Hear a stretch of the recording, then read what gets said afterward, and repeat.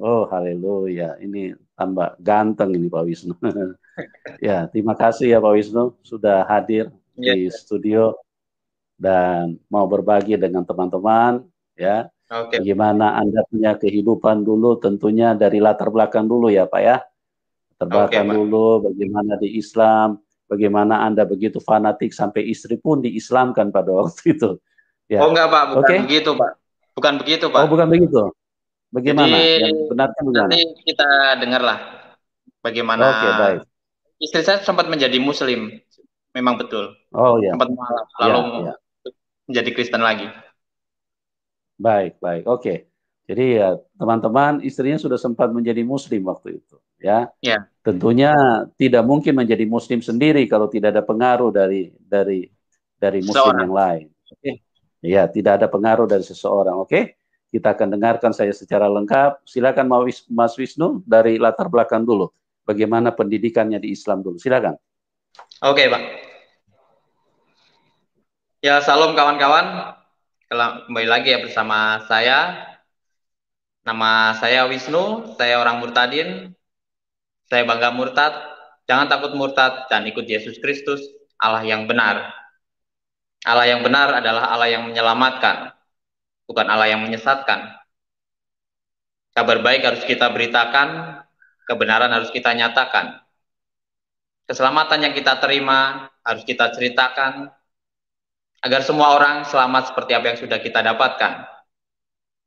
Keselamatan yang pasti kita dapatkan, dan saya mau berterima kasih untuk Pak Yusuf yang telah memberikan saya kesempatan untuk memberikan tempat berbagi kesaksian perjalanan iman saya, mengenal kekristenan, mengenal Yesus Kristus adalah Tuhan Juru Selamat umat manusia. Mungkin itu saja kesaksian saya ini ya, mungkin sudah banyak ya yang mendengar kesaksian saya, mungkin di channel lain. Tapi saya di sini akan memberikan sedikit kesaksian saya ya, dan tentang pengenalan akan Tuhan Yesus Kristus. Mari kita mulai. Oke, saya lahir dari keluarga Muslim. Ayah dan ibu saya sekarang sudah meninggal ya. Dan saya 3 bersaudara, 3 saudara kandung. Saya anak yang terakhir, anak bontot tentunya. Saya bukan seorang yang lulusan pesantren. Saya dididik agama seperti hal layaknya orang Islam yang ada di kampung saya. Disuruh ngaji tiap sore dan disuruh sholat sama orang tua seperti biasalah. Saya kalau bisa dibilang ya orang Islam yang biasa saja, bukan seorang yang fanatik tentang agama dan tidak pernah terfikirkan tentang agama lain. Yang saya tahu dulu agama saya dulu ya agama yang benar. Di luar agama saya yaitu ya sesat, kafir, masuk neraka. Itulah yang didoktrin kepada diri saya. Saya menjadi orang Kristen lewat istri saya. Istri saya adalah seorang janda, anak 4. Istri saya adalah seorang yang lahir dari keluarga Kristen, lalu beliau mualaf masuk Islam karena pernikahan ya. Di dalam pernikahannya dengan suaminya yang dulu, beliau mendapatkan KDRT, poligami dan lain sebagainya, hingga akhirnya istri saya bercerai dengan suaminya yang dulu ya, yaitu beragama Islam. Waktu itu saya kenal dengan istri saya melalui media sosial.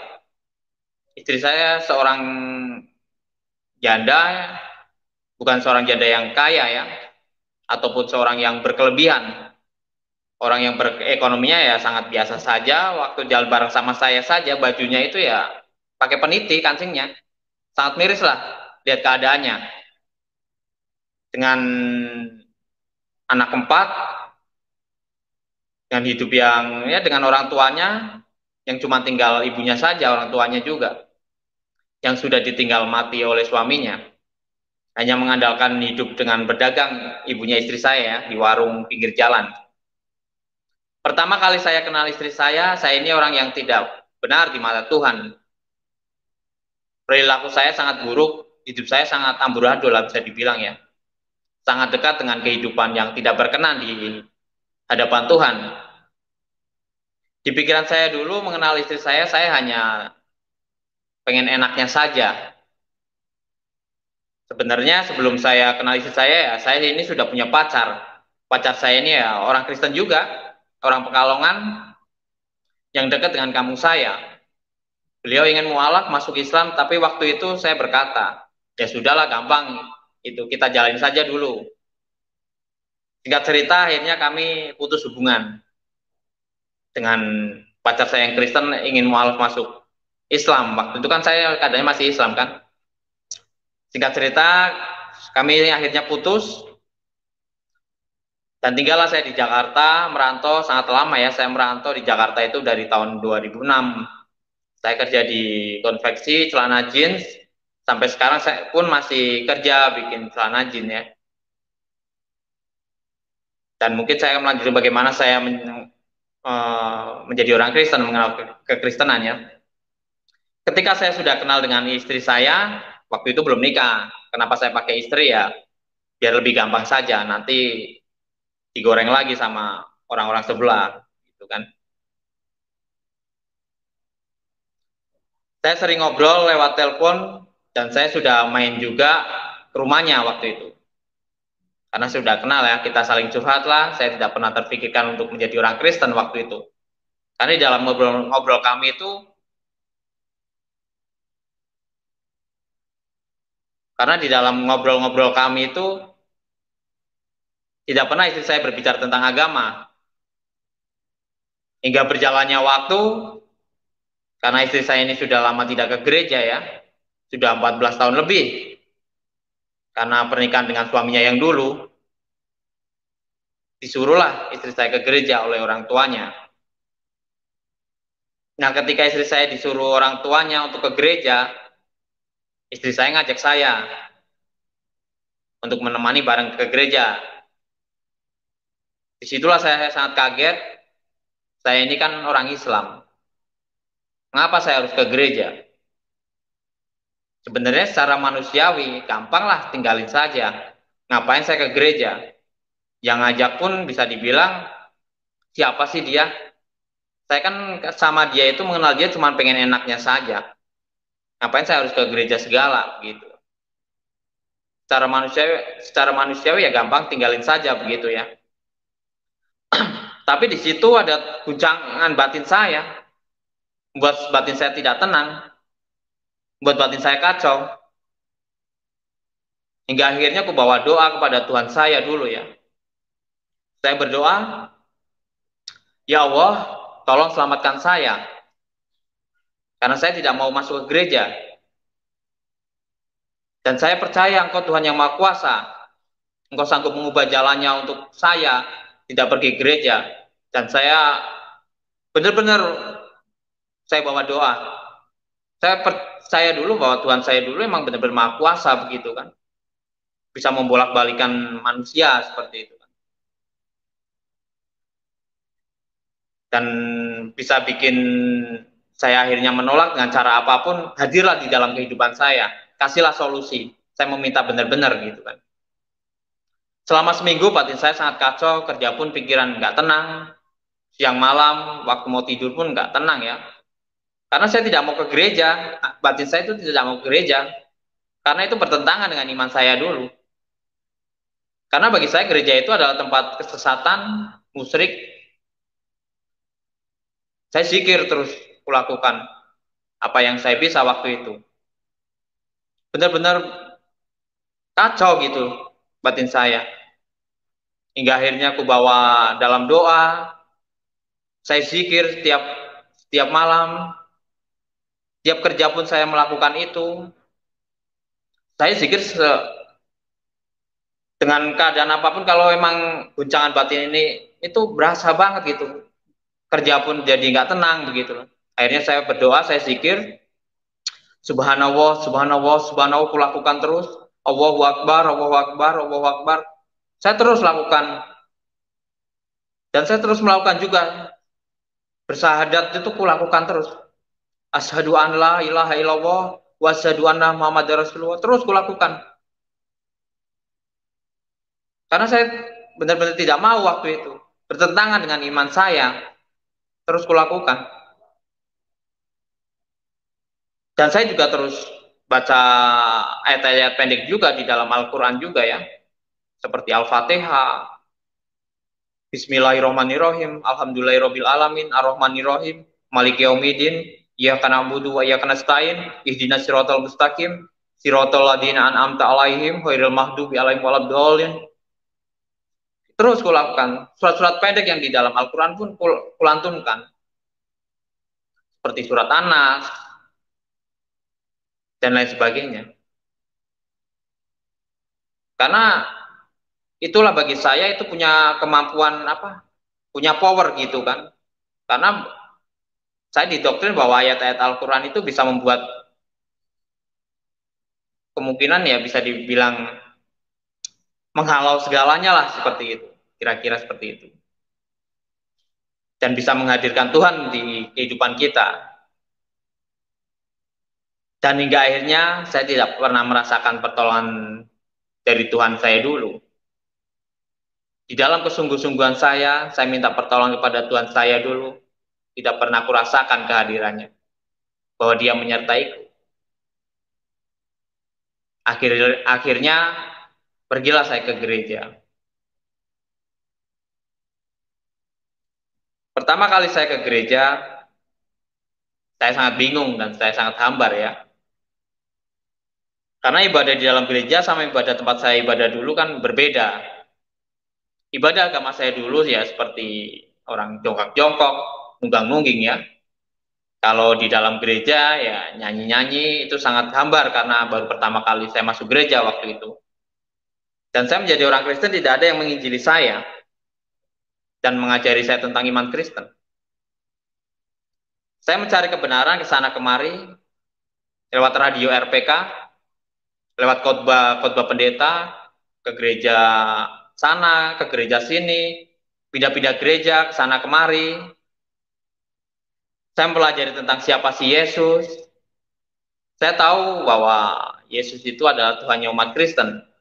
Disitulah saya sangat haus akan pengajaran tentang Yesus, yang berkhotbah tentang Yesus, yang menyampaikan tentang Yesus. Saya cari ke sana kemari. Emang betul kata Alkitab ya, yang ditulis dalam Roma 10 ayat 17 ya. Jadi iman timbul dari pendengaran, dan pendengaran oleh firman Kristus. Jadi saya pribadi merasakan bahwa iman saya tumbuh dari pendengaran akan firman Tuhan tentang Yesus Kristus melalui gereja-gereja, melalui radio, dan lain sebagainya ya. Tapi kan ya kalau bisa dibilang gereja-gereja kan tidak mungkin membahas tentang keilahian Yesus terus-menerus. Gereja banyak mengajarkan tentang bagaimana hidup berkati Tuhan dan mengajarkan tentang hidup berperilaku, moral kekristenan. Sangat sedikit ya yang membahas tentang keilahian Yesus Kristus, juru selamat kita. Dan jadi saking hausnya saya ingin mendengarkan siapa sih Yesus itu. Waktu saya mencari kebenaran ke sana kemari di dalam perjalanan saya waktu naik kereta dari Bekasi menuju ke Kebayoran Lama di stasiun Kranji itu saya melihat ada dua orang bule masuk ya. Saking hausnya saya mencari kebenaran ke sana kemari, masuklah dua orang bule itu. Dia berkata-kata dan berbicara kepada salah seorang penumpang 2 meter dari saya berdiri. Di dalam obrolannya mereka saya mendengar tentang Yesus Kristus. Dan dikasihlah buku yang orang yang ngobrol-ngobrol tadi dengan bule tadi ya. Di dalam batin saya penasaran siapa sih dia kok ngomong tentang Yesus Kristus. Turunlah dua orang bule itu di stasiun Jatinegara. Tujuan saya kan ke Kebayoran Lama ya. Ketika dua orang bule itu turun di Jatinegara, aku juga ikut turun. Aku ikutin dua orang bule itu sampai keluar, sampai jalan raya lah. Saya hentikan itu dua orang bule itu. Saya bertanya, apa tujuan Anda ke sini? Dua orang bule itu menjawab, saya misionaris Yesus Kristus. Saya berkata, inilah yang saya cari. Saya pengen mengenal tentang Yesus Kristus. Nah, dikasihlah saya kitab, namanya Kitab Mormon.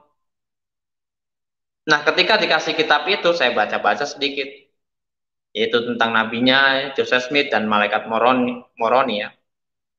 Aku tanyakanlah kitab itu kepada keluarga istri saya tentang Kitab Mormon. keluarga saya ya, keluarga istri saya itu bingung, nggak pernah dengar tentang Mormon. Nah, keluarga saya berkata, janganlah diikutin ajaran ini, karena bagi dia asing ajarannya. Hingga akhirnya tidak saya ikutin. Disitulah letak kehausan saya tentang mengenal kebenaran. Karena emang benar-benar tidak ada yang menginjil. Di dalam keluarga istri saya pun tidak ada yang memberikan, ini loh iman Kristen itu begini, gini, tidak. Dan tidak ada yang membimbing saya mengenal kekristenan, siapa sih Yesus, bagaimana tentang iman Kristen. Saya hanya dikasih Alkitab oleh keluarga istri saya, dan buku-buku kecil, kayak seperti kayak renungan harian yang tipis-tipis itu ya. Dan saya masih terus belajar tentang iman Kristen kesana kemari, khotbah-khotbah gereja, waktu itu melalui radio, karena dulu belum rame ya di YouTube. Pertama kali di dalam iman Kristen ya batin saya punya ketakutan ya. Karena dulu saya terdoktrin dengan azab ilahi. Nanti jasadnya nggak diterima di bumi, dan lain sebagainya lah. Kita semua percaya bahwa Allah yang kita sembah adalah Allah yang hidup dan yang benar. Di dalam kebimbanganku, di dalam keresahanku, ketika saya masuk Kristen, Tuhan menjawab. Kan Tuhan yang kita sembah adalah Tuhan yang hidup dan yang benar. Berbeda dengan Tuhan saya yang dulu. Tidak pernah kurasakan. Kalau Tuhan yang sekarang, saya merasakan bahwa Tuhan yang kita sembah adalah Tuhan yang hidup. Jadi dia mampu berbicara kepada umatnya. Dan Tuhan menjawab di dalam hati saya, di dalam keresahan saya, dia menjawab, dia berkata, tak usah kau pikirkan jasadmu itu, tapi jiwamu pasti akan kuselamatkan. Dan tubuhmu akan kuganti tubuh yang baru.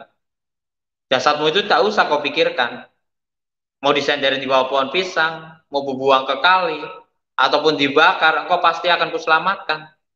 Itulah luar biasanya iman Kristen. Dan itu nyata, benar-benar nyata. Karena itu pergumulan keresahan batinku waktu itu ya. Dan di dalam pergumulan batinku, Tuhan benar-benar menjawab di dalam hati saya, untuk saya tidak ragu mengikuti dia. Dan Alkitab mengatakan, hidup bagi Kristus, mati adalah keuntungan. Tidak ada kerugian hidup di dalam Yesus. Hidup untung, mati pun untung. Dan keselamatan itu pasti, bukan mudah-mudahan ataupun insya Allah. Melainkan pasti. Singkat cerita, akhirnya kami sudah mau nikah. Dan saya pun minta restu kepada orang tua saya. Sebelum saya minta restu, saya sangat khawatir, sangat bimbang ya. Nanti apa tanggapan keluarga saya, tanggapan tetangga saya ketika saya mendengar saya menjadi orang Kristen ya. Bagaimana nanti tanggapan ibu saya ketika saya menjadi orang Kristen, saya mau menikah dengan orang Kristen. Di dalam kekhawatiran saya bawa dalam doa, Tuhan tolong kiranya ketika saya minta restu kepada orang tuaku diberikan kelancaran, tapi benar-benar batin saya juga kacau juga waktu mau meminta izin kepada orang tua saya. Minta izinlah saya sama orang tua. Mak, saya kan sekarang sudah punya pacar, dan sekarang saya sudah mau menikah, Mak. Sudah punya pacar. Dan sekarang saya sudah pengen menikah lah. Dan pacar saya ini orang Kristen, Mak. Ibu saya menjawab, ya nggak apa-apa, nanti dia juga ikut menjadi orang Islam. Ibu saya menjawab seperti itu. Saya bilang, enggak Mak, saya mau jadi orang Kristen. Loh, kok bisa? Saya jawab, ya Mak, saya nyaman dan damai. Ibu saya jawabannya cuma simpel. Ya sudah, kalau emang kamu nyaman, kamu damai menjadi orang Kristen. Dan kecemasan saya langsung hilang, berubah menjadi sukacita. Itulah luar biasanya iman Kristen. pertolongan Tuhan itu sangat nyata, sangat dekat di dalam kehidupan kita. Kecemasan saya langsung hilang, berubah menjadi sukacita. Dan akhirnya kami menikah. Keluarga saya pada datang dari kampung dan datang juga ke gereja setelah menikah. Tinggal dikontrakan ya, bisa dibilang satu petak lah di Jakarta dengan hidup seadanya, dengan menghidupi 4 orang anak dari istri saya. Dengan saya juga bukan orang dari keluarga orang yang kaya, hidup pas-pasan, hanya kulit tukang jahit. Tapi saya percaya bahwa Tuhan yang saya sembah adalah Tuhan yang hidup. Dia mampu berkarya kepada diri saya. Dengan hidup seadanya di dalam kesederhanaan kami percaya ya Tuhan kami adalah Tuhan yang penolong. Kami tidur dengan kasur lantai tipis lah. Masak air pun pakai teko yang colokin listrik. Dan puji Tuhan, sekarang kami bisa jadi makin lebih baik. Kasur kami bisa dibilang yang tadinya tipis sudah agak tebal sedikit. Dan kami akhirnya bisa beli motor. Ya sudah punya kompor juga. Sekarang kami ngontrak agak lebar sedikit, yaitu 3 petak. Dan saya percaya Tuhan yang kita sembah adalah Tuhan yang benar. Tuhan yang benar adalah Tuhan yang hidup. Dia hadir memberkati kita kalau kita datang kepadanya. Sewaktu-waktu saya pernah meminta sesuatu ya kepada Tuhan. Karena melihat bahwa Tuhan yang saya sembah ini ketika saya meminta pertolongan itu selalu hadir, selalu nyata. Dia selalu mengarahkan hidup saya. Kamu menuntun saya untuk hidup ke sini gitu. Dia mampu merubah saya menjadi manusia lebih baik lagi. Dulu saya bisa dibilang hidupnya tidak berkenan di hadapan Tuhan. Saya hidup di jalanan, hidup ya dekat dengan kehidupan yang tidak berkenan ya. Kalau bisa dibilang adalah dosa. Dan saya pernah meminta sesuatu sama Tuhan. Tuhan, saya ini kan juga ya manusia biasa Tuhan. Saya juga pengen kaya, pengen rumah, pengen ini, pengen itu. Itu manusiawi saya. Dan ketika saya meminta itu, ya sering kulakukan dalam doa gitu loh. Karena Tuhan yang kita sembah adalah Tuhan yang hidup, dia nyata, dia menjawab doa saya. Hadirlah saya di dalam suatu gereja, saya mendengarkan khotbah beliau. Khotbah beliau berkata, seorang anak kecil 2 tahun tidak mungkin meminta pisau kepada bapaknya. Karena itu sangat berbahaya, bisa membunuh orang, bisa melukai diri sendiri. Disitulah saya sangat tertunduk, malu sama Tuhan. Tuhan bicara kepada diri saya, tuh dengerin, kamu belum dewasa untuk minta ini itu. Saya sangat malu sama Tuhan. Dia benar-benar hadir di dalam kehidupan saya. Dia memberitahu ini yang benar, ini yang salah. Tuh dengerin itu. Kamu belum dewasa untuk minta ini, minta itu. Bagi saya Alkitab sangat luar biasa. Dan Tuhan yang kita sembah juga Tuhan yang luar biasa. Tuhan yang hidup dan Tuhan yang benar.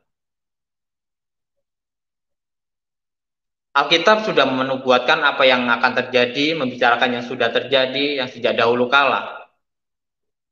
Dan Alkitab juga mengatakan tentang keselamatan yang datang dari Yesus Kristus, Tuhan semua umat manusia. Pak Yusuf boleh coba buka Alkitab Pak Yusuf di 2 Petrus 2 ayat 1 dan 2 Pak Yusuf. Boleh, sebentar. 2 Petrus 2 ayat 1 dan 2.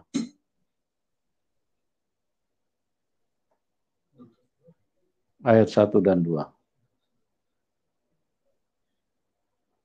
Sebentar ya, kita share screen dulu. Pak Yusuf.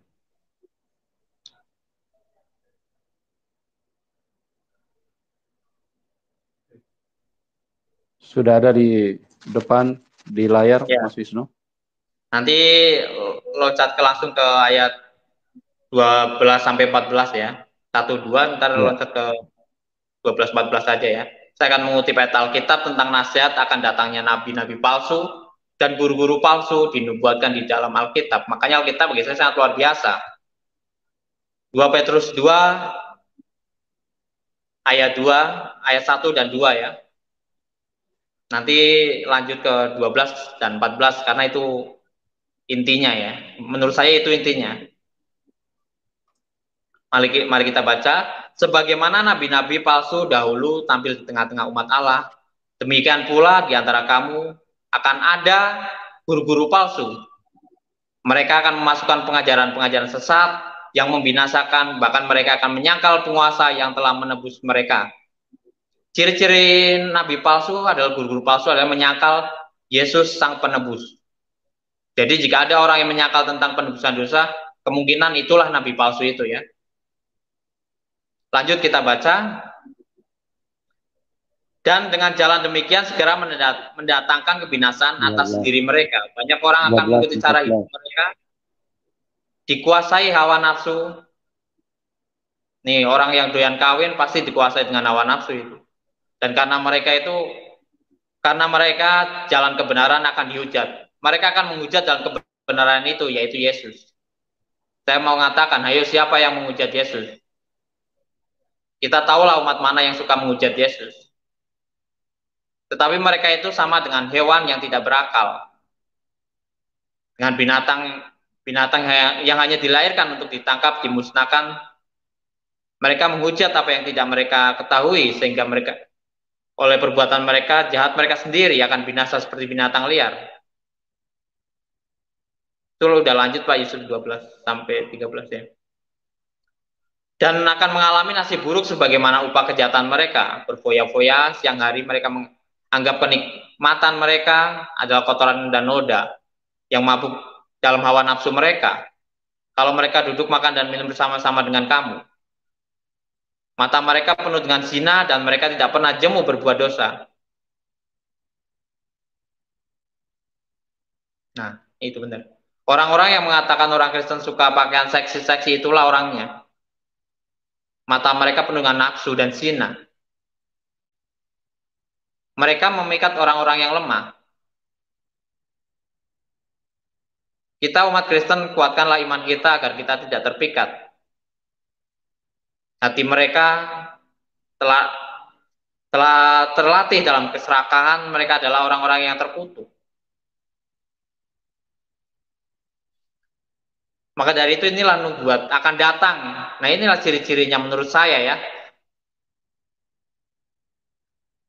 Dan kita sebagai umat Kristen kuatkanlah iman kita di dalam Tuhan kita Yesus Kristus. Mungkin sudah cukup Pak Yusuf.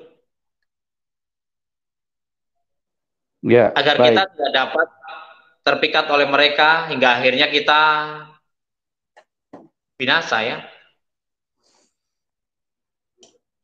Tidak beroleh keselamatan, melainkan kita beroleh kesesatan dan kebinasaan. Karena kita mengikuti jalan mereka, jalan nabi palsu dan guru palsu. Karena di situ dikatakan akan datang, berarti kan belum datang waktu penulisan itu. Itulah kriterianya. Mengapa saya harus percaya kepada Yesus Kristus adalah Tuhan Juru Selamat umat manusia? Ya saya sendiri mungkin mau mengatakan ya, saya adalah orang baru di dalam kekristenan ya. Saya di sini hanya berbagi kesaksian iman di dalam mengenal Tuhan kita Yesus Kristus, Tuhan untuk semua umat manusia dan Tuhan Juru Selamat umat manusia. Jadi saya di sini bukan untuk mengajar orang-orang Kristen yang sudah lama menjadi orang Kristen, ataupun sejak lahir dari Kristen, ataupun orang-orang hebat di dalam iman Kristen. Jadi kalau saya ada salah di dalam menyampaikan tentang pengalaman saya belajar Alkitab, mengenal Tuhan Yesus Kristus, mohon untuk nasihati saya, karena saya orang yang masih baru mengenal kekristenan. Jika saya salah mengutip ayat Alkitab, dan pengalaman saya belajar Alkitab yang saya sampaikan hari ini, mungkin kalau ada salah ngutip, salah, mohon untuk menegur saya, nasihati saya. Mungkin ya untuk kawan-kawan semua, inilah perjalanan saya, bagaimana saya, pengalaman saya, pergumulan saya mengenal Tuhan Yesus Kristus, dan saya di sini tidak membawa institusi gereja manapun atau denominasi gereja manapun. Saya hanya memberitakan kabar baik, sukacita yang saya dapatkan beriman kepada Tuhan kita Yesus Kristus. Dan di sini saya percaya bahwa orang-orang Kristen itu ya pastinya percaya akan adanya Tuhan ya. Saya akan mau bertanya kepada orang-orang di luar kekristenan, di dalam Kristen saya percaya bahwa kita percaya akan adanya Tuhan, dan Tuhan kita adalah Tuhan Juru Selamat umat manusia. Mungkin pertanyaannya, apakah Anda percaya Tuhan itu ada? Kalau saya pribadi, saya percaya Tuhan itu ada. Mengapa saya percaya Tuhan itu ada? Saya percaya bumi dan langit ini terjadi begitu saja. Yang pasti ada penciptanya ya. Ada yang memulainya. Saya akan memberikan contoh ketika saya keluar rumah, saya melihat kotoran sapi, pastinya ada sapi lewat depan rumah saya, ataupun orang yang membuang kotoran sapi di depan rumah saya. Jadi kotoran sapi di depan rumah saya tidak mungkin dengan adanya sendiri ya. Mungkin ada dengan sendirinya. Pasti ada sapi yang lewat depan rumah saya, ataupun orang yang membuat kotoran sapi di depan rumah saya. Jadi saya percaya bahwa bumi dan langit ini pasti ada sang penciptanya, tidak mungkin terjadi dengan sendirinya. Dan saya percaya Tuhanlah kreator sang pencipta itu. Inilah dasar iman yang pertama yang saya percayai tentang adanya Tuhan itu. Nah, disinilah saya mau mengatakan kriteria Tuhan mana yang benar, Tuhan mana yang tidak patut untuk diikuti. Saya memulai dari ini. Bagaimana saya mengenal Tuhan yang benar? Di bumi ini setiap manusia memiliki Tuhan yang berbeda-beda, mempunyai agama yang berbeda-beda. Dan bagi saya Tuhan yang benar adalah Tuhan yang hidup, bukan Tuhan yang mati. Tuhan yang mati artinya yang seperti benda mati ya, seperti batu. Dia sosoknya ada tapi batu. Batu itu tidak maha hadir. Kita bisa merasakan dia ada. Kalau kita dekat dengan batu itu dan menciumnya dan berkata, Tuhan saya datang memenuhi panggilanmu. Kalau ibadahnya pun menyembah pada batu itu. Dalam menyembahnya pastinya ya batu itu, karena batu itu ya sosoknya ya seperti batu. Kalau kita percayakan Tuhan yang benar adalah Tuhan yang hidup, bukan Tuhan yang mati. Tuhan yang mati kan ya seperti benda mati, seperti batu. Sosoknya ada tapi batu kan. Dan kalau menyembah harus menghadap ke batu itu. Dan dia datang, ya Tuhan kami datang memenuhi panggilanmu, dan mencium batu itu ya. Dan berkata, Tuhan saya datang memenuhi panggilanmu. Kalau ibadah pun menyembah batu, menghadap ke batu itu. Itulah ciri Tuhan yang mati. Tuhannya ya seperti benda mati, seperti batu. Berbeda dengan Tuhan yang hidup. Tuhan yang hidup adalah Tuhan yang bisa kita rasakan kehadirannya. Dia maha kuasa, maha hadir, maha menyatakan dirinya bahwa dia ada. Saya merasakan bahwa Tuhan yang saya sembah adalah Tuhan yang hidup. Saya merasakan di saat saya berdoa, dia hadir di dalam hidup saya, yang mampu mengarahkan hidup saya untuk melakukan kebaikan. Ketika saya mendekat dengannya melalui doa dengannya, dia hadir dan kurasakan kehadirannya. Dia nyata pada diri saya. Berbeda dengan Tuhan saya yang dulu. Tuhan yang saya sembah dulu. Dulu saya berdoa meminta tolong kepada dia, saya tidak merasakan dia hadir dalam kehidupan saya. Padahal saya percaya dulu bahwa Tuhan yang saya sembah dulu adalah Tuhan yang maha kuasa. Tapi nyatanya, dia tidak bisa melakukan apapun untuk diri saya. Tidak kurasakan kehadirannya. Jadi sangat berbeda Tuhan yang saya sembah dulu dan Tuhan yang saya sembah sekarang. Tuhan yang saya sembah sekarang, saya percaya dia adalah Tuhan yang benar. Tuhan yang hidup. Dia mampu menyatakan dirinya. Dan dia maha hadir. Karena itu dia bisa kurasakan kehadirannya di dalam hidup saya. Dia menuntun saya menjadi manusia yang lebih baik lagi. Dan di dalam menyembahnya, beribadah kepada Dia, saya tidak perlu menghadap ke arah tertentu. Hanya mengarahkan hati saya kepada Dia, kesungguhan hatiku untuk mendekatkan diri kepadanya. Kalau beribadahnya Tuhan yang mati berbeda. Contohnya, seperti harus menghadap ke arah tertentu. Nah, contohnya kalau mau ibadah yang menghadap ke arah timur gitu, dan tidak boleh miring ke kanan ataupun miring ke kiri, harus lurus ke arah yang sudah ditentukan. Itu ibadahnya orang mati, ibadahnya Tuhan yang mati. Harus lurus menuju ke arah yang ditentukan. Contohnya nih, seperti arahnya ke Monas.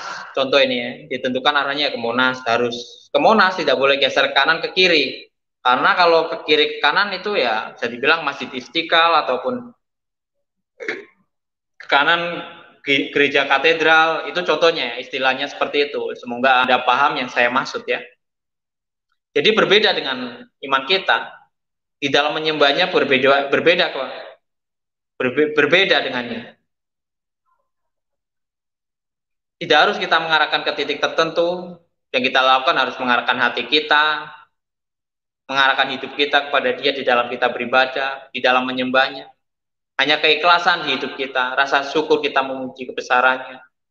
Hanya dengan hati yang tulus kita menyembahnya, dengan hidup dalam kebenaran, berdoa kita beribadah kepadanya. Bagaimana saya mengenal Tuhan yang saya sembah adalah Tuhan yang baik apa Tuhan yang jahat? Setiap orang beriman pasti percaya tentang adanya surga dan neraka ya, itu pasti. Setiap manusia hidup pasti mati. Nah, kemanakah kita setelah mengalami kematian? Apakah kamu masuk ke dalam surga bersama Dia Sang Pencipta, atau apakah kau ke neraka, tempatnya iblis dan malaikat-malaikat yang berkhianat kepada Tuhan? Tuhan menciptakan neraka untuk iblis yang sang penyesat itu dan para malaikat yang berkhianat kepada Tuhan ya. Tempat hukuman dengan api yang menyala-menyala, seperti bisa dibilang ya neraka. Saya percaya bahwa Tuhan menciptakan manusia untuk tidak binasa, untuk tidak masuk ke dalam neraka, tempat api yang menyala-nyala. Maka dari itu Tuhan yang benar adalah Tuhan yang menyelamatkan, bukan Tuhan yang menyesatkan. Kalau ada Tuhan yang menyesatkan manusia, saya ragu dengan Tuhan itu. Karena Tuhan yang benar adalah Tuhan yang menyelamatkan manusia, bukan Tuhan yang menyesatkan manusia. Jadi jelas ya. Di dalam iman saya, iman Kristen, bahwa Tuhan yang saya sembah, yang saya imani, menginginkan bahwa Tuhan yang setiap manusia, setiap orang tidak binasa, melainkan beroleh yang hidup yang kekal bersama-samanya di surga. Kitab suci kami orang Kristen mengatakan di dalam Yohanes 3 ayat 16, Yesus berkata, karena begitu besar kasih Allah ke dunia ini, sehingga Ia mengaruniakan anaknya yang tunggal, supaya setiap manusia yang percaya kepada-Nya tidak binasa, melainkan beroleh hidup yang kekal. Jadi Allah menyediakan keselamatan bagi setiap orang yang ingin selamat. Solusinya Anda harus percaya kepada Yesus Kristus. Anda tidak akan binasa, melainkan beroleh hidup yang kekal. Ini yang sering jadi banyak pertanyaan kepada orang banyak ya. Lalu mengapa Alkitab menuliskan bahwa Yesus digelar sebagai anaknya, anak Allah? Apakah Allah itu beranak? Jawaban saya, umat Kristen tidak pernah terfikirkan bahwa Allah itu beranak dan diperanakan. Jadi fitnah itu salah. Saya dulu di dalam Muslim pun ya, yang saya merasa bahwa orang Kristen itu Tuhannya beranak. Lalu bagaimana dengan Yesus disebut anak Allah? Istilah anak Allah ditujukan kepada Yesus, ya berarti Yesus sama dengan Allah. Yesus sehakikat dengan Allah, sang pencipta itu sendiri. Ketika saya mengatakan kepada kamu adalah anak manusia, pastinya kamu manusia. Dan bukan anak binatang, yang adalah binatang. Jadi jelas ya, mengapa Yesus disebut anak Allah. Yohanes 1 ayat 1, pada mulanya adalah firman, firman itu bersama-sama dengan Allah. Dan firman itu adalah Allah. Firman Allah yang adalah Allah telah menjadi manusia. Yohanes 1 ayat 14. Dan lagi 1 Timotius 3 ayat 16, karena begitu besar kasih Allah akan dunia ini. Oh bukan. Jadi 1 Timotius 3 ayat 16 itu berkata, dia yang menyatakan dirinya dalam rupa manusia. Jadi Yesus adalah firman Allah yang adalah Allah telah menjadi manusia. Dan dia yang telah menyatakan dirinya dalam rupa manusia. Itulah luar biasanya iman Kristen. Jadi waktu dulu saya menjadi orang Kristen, saya pernah bertanya kepada orang-orang banyak. Karena dulu banyak orang mengatakan kepada saya, sesat, kafir, masuk neraka. Dan saya bertanya kepada mereka, siapakah yang menyesatkan saya? Tuhanlah yang menyesatkan kamu. Saya sangat kaget. Tuhan macam apa seperti itu? Karena setiap manusia itu ingin selamat, bukan untuk disesatkan. Tuhan yang benar itu menyelamatkan, bukan menyesatkan. Dan saya bangga ketika saya meninggalkan agama saya dulu dan ikut Yesus Kristus. Karena bagi saya Tuhan itu yang menyelamatkan, bukan menyesatkan. Dengan itu saya percaya bahwa Tuhan yang saya sembah adalah Tuhan yang benar.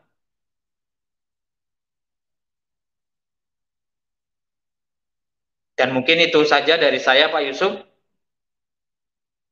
Dan bagi saya ya Yesus itu, saya tidak lagi mengajar ya umat-umat saudara-saudara Kristen, tapi saya sedang bercerita dengan pengalaman iman mengenal Tuhan Yesus Kristus. Jika ada saya salah mengutip ayat Alkitab, tegurlah saya dan nasihati saya. Yesus Kristus dialah yang menyelamatkan kita dan memanggil kita dengan panggilan kudus, bukan berdasarkan perbuatan kita ya, melainkan berdasarkan kasih karunia Allah itu sendiri yang telah dikaruniakan kepada kita, yaitu keselamatan yang sekarang dinyatakan oleh kedatangannya Juru Selamat kita, Yesus Kristus. Dia adalah Tuhan Juru Selamat. Kami ini adalah manusia biasa sama seperti kamu. Kami ada di sini untuk memberitakan Injil, kabar baik kepada kamu, supaya kamu meninggalkan Tuhan yang tidak baik, Tuhan yang menyesatkan, Tuhan yang mati, yaitu berhala yang menyembah batu, dan berbalik kepada Allah yang hidup, yang telah menjadikan langit dan bumi, dan segala isinya. Yesus Kristus Tuhan Juru Selamat kita. Amin. Itu saja Pak Yusuf. Amen. Dari saya. Baik, kalau ada pertanyaan, terima kasih. Tadi. Ya, terima kasih Pak Wisnu ya. Jadi teman-teman jelas bagaimana Pak Wisnu ini bukan karena diinjili, tetapi memang kuasa Tuhan Yesus itu sangat nyata. Jadi dia bisa dibuktikan. Firman-Nya itu sangat benar, firman-Nya sangat teruji. Tuhan Yesus juga pernah berkata, langit dan bumi bisa berlalu, tetapi firman-Nya kekal. Dan kalau orang mau istilahnya mau menguji kebenaran firman Tuhan, dalam pengertian silakan dibuktikan. Cuma banyak orang yang merasa benar, merasa punya Tuhan, padahal mereka sedang dibohongi sama setan. Dan mereka tidak mau menguji kebenaran firman Tuhan. Mas Wisnu sudah menyatakan dengan jelas bahwa selama dia dengan kepercayaan imannya yang dulu, dia tidak merasakan tentang Tuhan. Ya, betul. Dia tidak mengalami kuasa Tuhan. Dia tidak mengalami satu hal yang dia rindukan, yang dia perlukan, yang dia butuhkan, yang dia cari. Inilah posisi manusia yang rendah hati. Artinya mau mencari kebenaran itu. Jangan terus membenarkan pikiranmu. Karena kalau Anda membenarkan pikiranmu, berarti Anda sama dengan menyatakan dirimu sama dengan Tuhan. Walaupun itu adalah hal yang mungkin Anda tidak sadari. Karena manusia kalau ini pasti akan mengelak. Saya tidak menyatakan diri Tuhan. Iya memang betul, tetapi pada kenyataannya kalau Anda merasa benar, berarti Anda sama dengan Tuhan. Kebenaran itu harus dicari, harus dibuktikan. Harus dirasakan, baru kita bisa mengatakan ini yang benar. Gitu. Orang-orang Kristen itu mengalami Tuhan. Pada saat dia berdoa, Tuhan Yesus itu menyatakan dirinya. menjawab, melakukan mujizat, melakukan peneguhan, sehingga orang yang percaya dan mengarahkan pandangannya kepada Tuhan menjadi begitu yakin bahwa tidak ada Tuhan selain Tuhan Yesus Kristus. Itu yang kami sharingkan, yang kami bagikan, karena kesaksian di dalam Tuhan Yesus itu adalah kesaksian yang benar, Tetapi kalau hanya disuruh-suruh bersaksi, aku bersaksi bahwa tidak ada Tuhan selain, nah ini kan cuma disuruh-suruh orang, tidak menyaksikan Tuhannya, tapi dia bersaksi karena disuruh orang lain. Ini yang namanya kesaksian dusta, ini namanya kesaksian bohong. Sama dengan kalau saya mengatakan, aku bersaksi tidak ada Tuhan selain Tuhan Yesus Kristus. Dan Rasul Paulus ada rasulnya. Kalau saya tidak menyaksikan Tuhan, berarti saya sedang berbohong kepada Anda. Saya sedang menipu kepada semua manusia. Saya sedang menipu diri saya sendiri. Saya tidak melihat kok saya bersaksi tidak ada Tuhan selain Tuhan Yesus Kristus. Saya tidak pernah melihat Tuhan Yesus. Bagaimana saya bisa bersaksi? Nah, makanya teman-teman, kalau ada yang menyuruh Anda bersaksi, aku bersaksi tidak ada Tuhan selain, nah itu. Anda segeralah tinggalkan. Karena itu bukan Tuhan yang benar. Anda tidak menyaksikannya, Anda tidak melihatnya, Anda tidak mengalaminya. Berarti Anda sedang berdusta. Berdusta kepada orang lain, berdusta terhadap dirimu sendiri, Anda tidak melihat, tapi Anda bersaksi. Yang paling berbahaya, Anda berdusta kepada Tuhan. Ya, karena Anda berbicara atas nama Tuhan. Tapi Anda tidak pernah menyaksikan Dia. Nah, inilah yang menjadi berbahaya, teman-teman. Ya. Perhatikan baik-baik imanmu, perhatikan baik-baik perjalanan hidupmu. Jangan sampai dengan hidup yang sia-sia, hidup yang begitu singkat ini, tiba-tiba satu virus corona masuk dalam paru-parumu, sudah. Game over. Nah, kalau engkau tidak di dalam Tuhan Yesus, engkau pasti binasa. Engkau pasti akan masuk ke dalam penghukuman neraka yang kekal. Dan setelah manusia kalau sudah mati, sudah masuk dalam penghukuman, tidak akan keluar-keluar dari situ. Kalau ada ajaran yang mengatakan bilang akan keluar lagi dari situ, itu ajaran dongeng. Mana mungkin manusia bisa keluar kalau sudah masuk di dalam neraka? Itu tidak mungkin, ya. Karena penjelasan saya sederhana.